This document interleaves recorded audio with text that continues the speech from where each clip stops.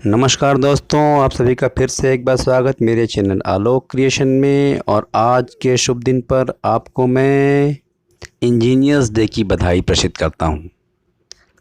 आज 15 सितंबर है और हम सभी जानते हैं कि आज के दिन डॉक्टर मोक्षगुंडम विश्वेश्वरैया, वैसे तो इनका नाम लेने से पहले इतने सारे टाइटल्स इनके नाम के आगे लगते हैं कि अगर इनका पूरा नाम लिखा जाए तो शायद 3 से 4 लाइनें पूरी लगेंगी एक कॉपी के पन्ने की, क्योंकि ये भारत रत्न भी थे, डॉक्टर भी थे, सर भी थे, नाइट ऑर्डर भी था इनके पास और अन्य ढेरों उपाधियां थीं। और अगर इन सभी उपाधियों को इनके नाम के सामने लिखा जाए तो काफ़ी समय और काफ़ी स्थान की आवश्यकता होगी।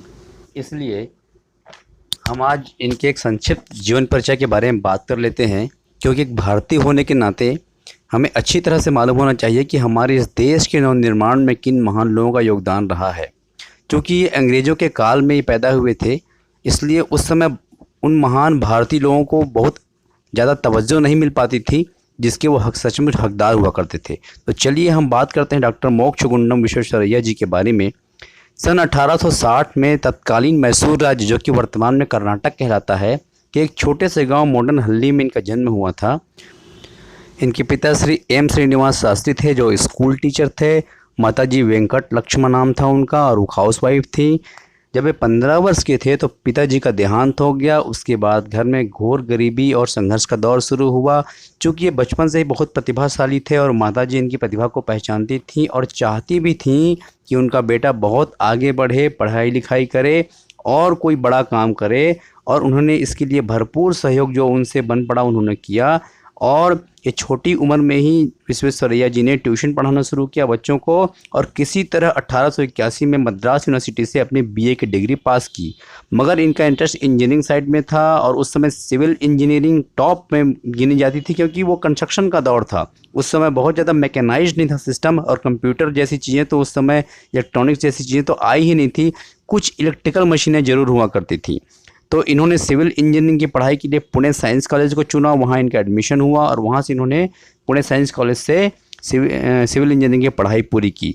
उसके बाद तत्कालीन अंग्रेज़ सरकार ने इनको कुछ काम देना शुरू किया और इनकी प्रतिभा और इनकी क्षमता को देखते हुए धीरे धीरे ये इतने ज़्यादा पॉपुलर होते गए, सरकार की नज़र में आए।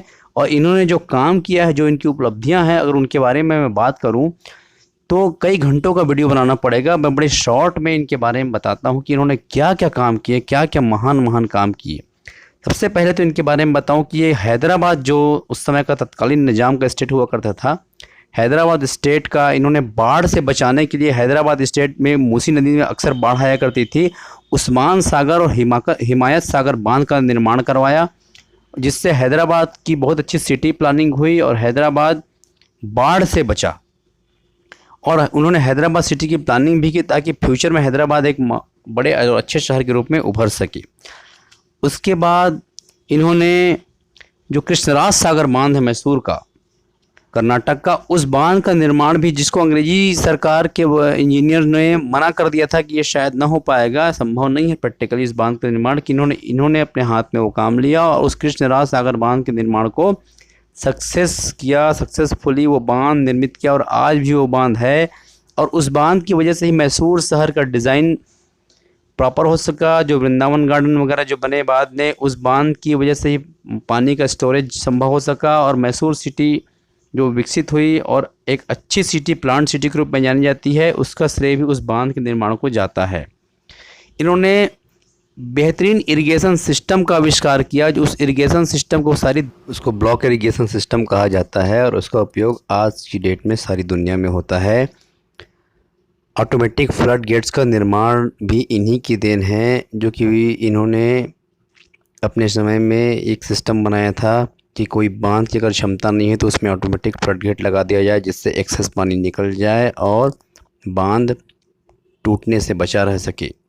इसका भी उपयोग आज सारी दुनिया में किया जाता है। इन्होंने ड्रेनेज सिस्टम इरिगेशन के साथ साथ ड्रेनेज सिस्टम का भी जो सिटी प्लान करते हैं और ड्रेनेज शहर का पानी कैसे ड्रेनेज हो, उसका डिस्पोजल की व्यवस्था कैसी हो, इसकी भी सारी प्लानिंग मोक्षगुंडम विश्वेश्वरैया जी की ही देन है। और इन्हीं के ड्रेनेज सिस्टम को भारत में और उस समय सारी दुनिया में अपनाया जाता था। और आज भी इसके काफ़ी सारी टेक्नोलॉजी आज भी उन्हीं की जो दी हुई टेक्नोलॉजी है इसका उपयोग किया जाता है।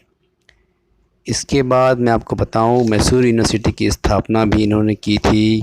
बेंगलोर में एक इंजीनियरिंग कॉलेज की स्थापना, एक कन्नड़ भाषा एकेडमी की स्थापना भी इन्होंने की, ताकि कन्नड़ भाषा, कन्नड़ संस्कृति, कन्नड़ बोली आदि की रक्षा की जा सके और उसका उपयोग अधिक से अधिक किया जा सके। ये पूरी दुनिया में उस समय घूमते थे, सारे देशों में जाते थे और टेक्नोलॉजी और ज्ञान ग्रहण करते थे। और जहाँ जहाँ से जो भी इनको नई टेक्नोलॉजी समझ में आती थी वो आते थे, उसको भारत में इम्प्लीमेंट करते थे, उसमें अपनी तरह से नई सोच उसमें ऐड करते थे। नई टेक्नोलॉजी जो इनके दिमाग में आती थी वो ऐड करते थे और उसका प्रैक्टिकल करके दिखाते थे और उसका उपयोग फिर बाद में अनेक देशों में और अनेक शहरों में किया जाता था। इन्होंने आयरन ओर खोजने में मदद की थी कर्नाटक में उस समय। और उस समय भारत का जो पहला भद्रावती में स्टील प्लांट बना था 1907 में, वो भी इन्हीं की देन है। और भद्रावती में स्टील प्लांट बनने के बाद 1908 में टाटा स्टील शुरू हुआ, तो टाटा स्टील के एडवाइजरी बोर्ड में भी ये काफ़ी दिनों तक रहे। और टाटा आयरन एंड स्टील में ये 25 साल तक बोर्ड ऑफ डायरेक्टर्स भी रहे। और मैं इनके बारे में आगे बताऊं, कन्नड़ लिटरेचर में भी काफ़ी इन्होंने मदद किया, योगदान दिया। ये पर्यावरण प्रेमी, संगीत प्रेमी आदि अनेक क्वालिटीज़ थी इनकी। अभी थोड़ी देर पहले ही आप स्क्रीन में देख रहे थे इनकी जो ऑनर और उपलब्धियों के बारे में, उनको फिर से रिपीट करता हूँ। इनको भारत रत्न मिला भारत सरकार के द्वारा 1955 में। इनको नाइट कमांडर ऑफ इंडिया का किंग जॉर्ज पंचम के द्वारा सम्मान भी मिला था। और बेंगलोर की जो जयनगर कॉलोनी है, इसका निर्माण भी इन्होंने कराया था। एक प्लांट सिटी थी उस समय की, एशिया की सबसे बड़ी प्लांट सिटी। इस वजह से भी इनको एक काफ़ी बड़ा सम्मान प्राप्त हुआ था, the champion of the order of the Indian empire. Mysore के दीवान भी ये थे काफ़ी दिनों तक। और London institute of civil engineering के ऑनरेरी मेंबर भी रहे काफ़ी समय तक। अनेकों डॉक्टरेट की डिग्रियां इनके पास थी जो ऑनरेरी इन्हें मिली थी। इन्हें मॉडर्न मैसूर का फादर भी कहा जाता है, फादर ऑफ मॉडर्न मैसूर, ये भी उपाधि इन्हीं के नाम पर जाती है।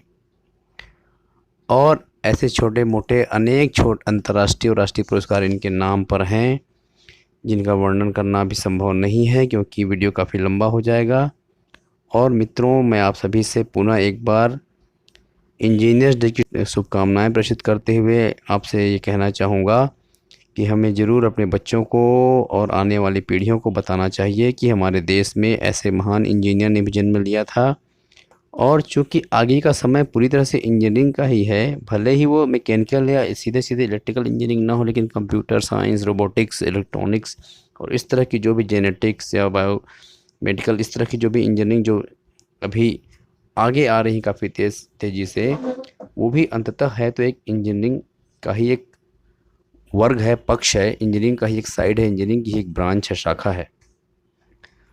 तो हमें अपने बच्चों को इंजीनियरिंग के प्रति, तार्किक सोच के प्रति, लॉजिक के प्रति सचेत करना चाहिए और बच्चों को बताना चाहिए कि ऐसे महान लोग हमारे देश में जन्म लिए हैं और हमें अपने देश पर गर्व होना चाहिए। तभी हम अपने देश में नए आविष्कार और नई संभावनाएं पैदा कर सकेंगे।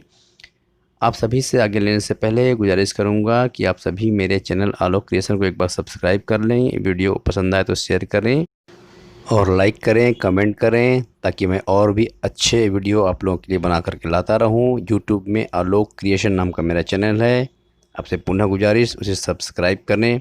तब तक के लिए मुझे आज्ञा दीजिए, फिर मिलेंगे। धन्यवाद, नमस्कार। नमस्कार दोस्तों, आपका दिन शुभ हो।